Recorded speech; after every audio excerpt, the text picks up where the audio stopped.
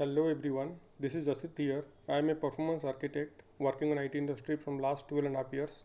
My passion is always learning new technology and sharing knowledge with others.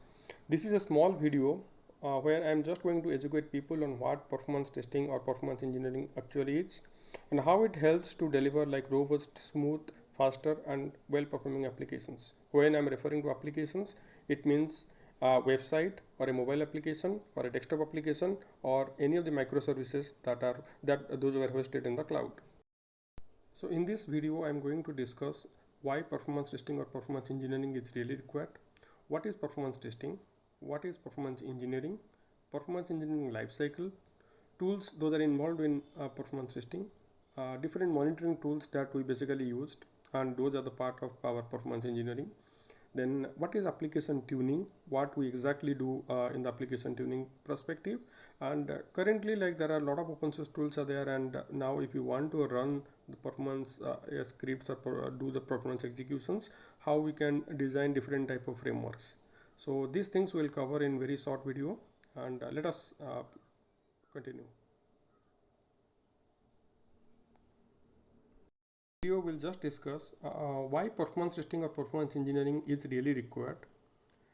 Then what is performance testing and what is performance engineering? What is the difference between performance testing and engineering? Performance engineering life cycle, then tools those are involved as part of performance testing. What are the monitoring tools basically we use when we are doing the performance testing or performance engineering? What is application tuning and what does that mean, like what we basically do in part of application tuning. Then currently like we are using many open source tools to do the performance executions, and how we can like design the framework, or what are the basically like how we can integrate some of the tools to create a performance testing framework. So what is performance testing? The name itself suggests like we are measuring performance of any of the application or any of the website, right? So when I'm talking about the performance of any of the website or application, it means like how my website or application is able to handle the number of users. So what does it mean? Like, okay, you are developing a website or developing an application in order to handle thousands or millions of users. So now let us discuss what is performance testing. When it comes to performance testing, right, the name itself suggesting like we are measuring performance of any of the web-based applications or any of the applications, right? So performance for a web-based applications or application means like when there are like number of users accessing your application, right? The application should behave equally with every users. It should not be slow down. It should not be break at any point of time, right? So when I'm talking about a web-based or mobile-based applications, the performance can be like or the load could be based on the number of users accessing your application or the transactions happen through your application, right? So different type of performance testing involves like load testing, stress testing, volume testing and endurance testing. So when it comes to load testing, okay, so let us say you design the application to handle 1000 users. Let us assume like, so my objective as a performance engineer to validate my application should work fine without any issues or without any slowness with those 1000 users.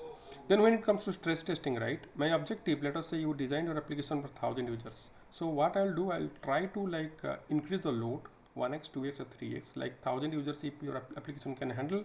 I'll try to execute with 1000, 2000 and 3000 users for future benchmarking the application. Then coming to volume testing, they are basically like we are validating the database of my application, right? So when there are, let us say your application having in your database, let us say having only 1000 records. So when you are facing a query and getting a response, right, you might be getting in some milliseconds. But imagine like your database having millions of records. When you are facing, when you are writing a query and fetching the records, are you getting the response in the same time that what we are getting in 1000 users? So that is the basic objective of doing a volume testing. Coming to endurance testing, that is basically a long run testing. So where we are just or our objective is just to find whether there will be any memory leak happening or not in the long run. Like when you are running the test for more than 2 hours, 3 hours or 4 hours, my application should perform stable. It should not be having any memory leak. It should not throw any errors to the users. So that is what the difference between all type of performance testing. So now what is performance engineering? The objective of performance engineering approach is to identify or fix and what is performance engineering, right? So basically, in performance engineering, it is an approach where you are intended to identify or fix the root cause of performance issues or bottlenecks.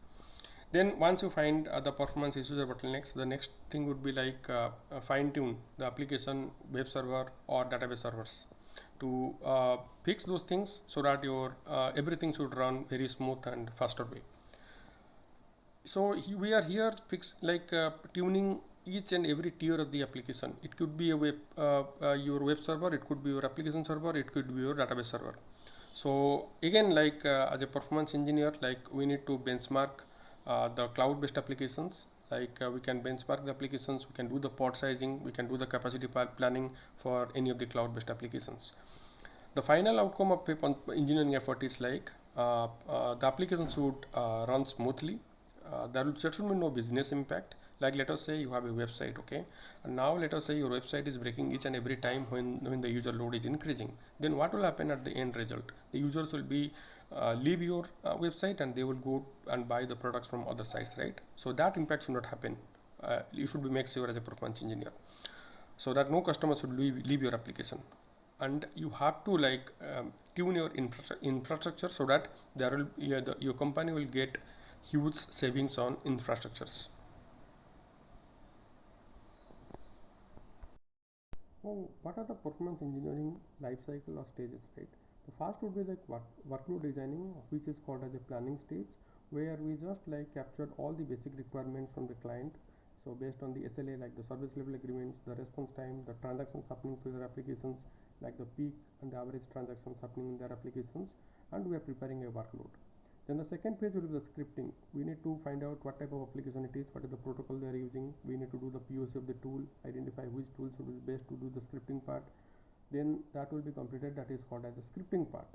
Then the next would be the executions. Once you design the scripting, once you have a workload, so the objective in this particular stage is to execute against the workload and identify any of the performance bottlenecks or issues if there are any in the application, right? Then analysis would be once we get the result, right, we need to analyze the results. So that would be the previous step for going for a tuning, because in analysis we will identify what is the bottleneck or what are the performance issues there in the application. Based on that, we can give the tuning suggestions. And the next step would be the reporting, where we are analyzing the performance issues. We help the development team into fixing those issues. We fine tune the applications with a summary of everything. We are sharing it to the business stakeholders or the business owners. That is what the entire life cycle of performance engineering. So next step would be what are the different tools that we use as part of performance testing, right? So previously there are many tools mostly used like LoadRunner, NetStorm or NeoLoad. Those are the enterprise tools. But currently there are many open source tools arised, out of which JMeter is a very popular tool, which is really being used by most of the enterprise applications or most of the companies. Along with that, there are tools like K6, Gatling, Taros, Tsong, Lowcost and HTTP POP. They are also open source tools. So if you are designing a web service or you are designing a microservice and you are planning to do a performance testing, in that case what I will suggest, we can go with JMeter.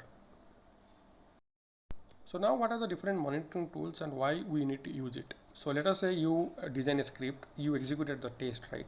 Now you find Now the next thing, what are the different monitoring tools we use as part of performance engineering effort, right?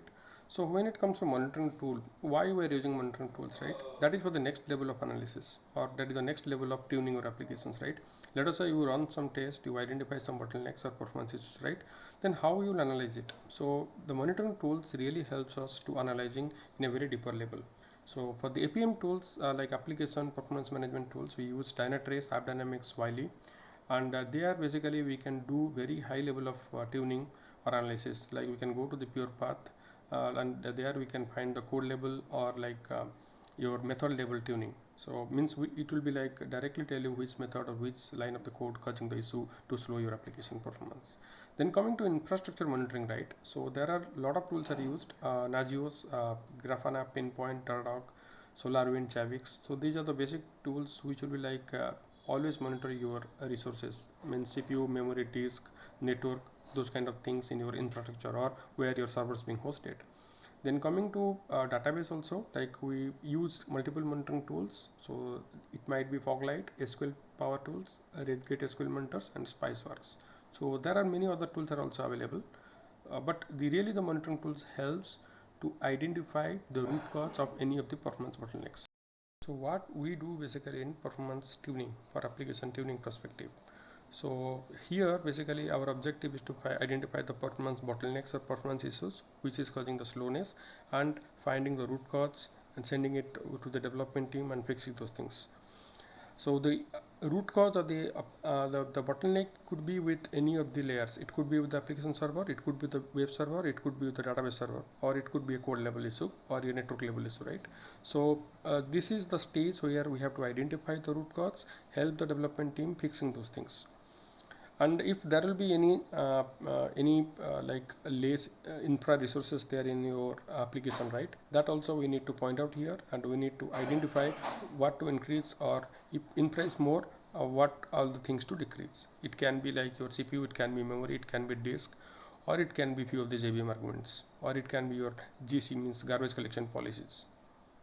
So so this is like basically like in this particular stage our intention to catch or identify performance bottlenecks, fix those things.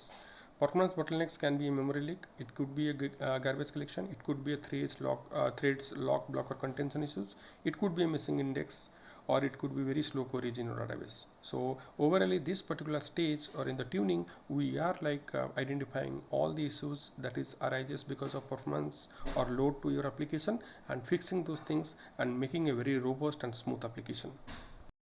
So nowadays, like if you see the different frameworks like we're adopting, many of the industries are adopting different frameworks. Previously, like people used enterprise license tools. It could be a load runner, it could be self performer, it could be new load. These are the enterprise tools, right? But nowadays, what happens, like people are using really open source tools, and JMeter is basically like extensively used. But when it comes to like very small scale of users or very small scale of load, JMeter is okay, we can run the test. But when it comes to millions of users, or like it comes to like even more than 10,000 users, right? In that case, we cannot directly run the test on the JMeter. So for that, there are a lot of other tools there which we can integrate with JMeter and fulfill our objective to running huge amount of load in the application, right?